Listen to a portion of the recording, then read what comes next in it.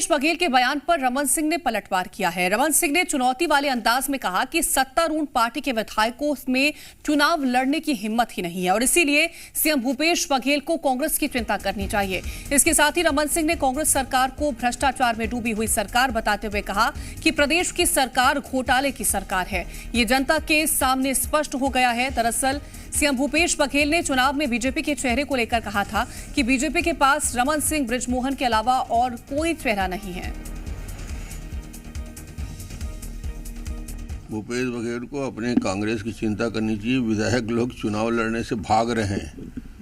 एक नहीं, दो नहीं, तीन नहीं, पांच विधायकों ने कह दिया कि अब हम चुनाव लड़ने लायक नहीं है इस सरकार में।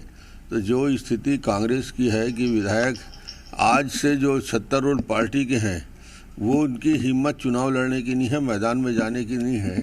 तो अपनी पार्टी की चिंता करें, बीजेपी की चिंता करने वाले बहुत हैं।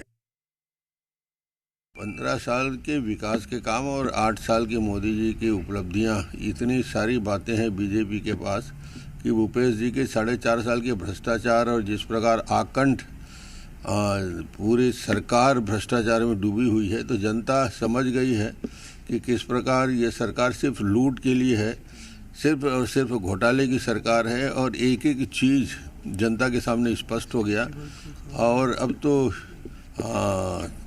जो लेटेस्ट रिपोर्ट आ रहे हैं उस रिपोर्ट में तो अब आंकड़े भी आने लगे कि केंद्र के वरिष्ठ नेताओं को कितनी राशि दी गई, प्रदेश सरकार कितनी दी गई, कर्नाटक कितना भेजा गया। तो अब ये सरकार के भ्रष्टाचार से इससे बड़ा सबूत और क्या हो सकता है कि एक एक आंकड़े अब जनता के सामने आ रहे हैं।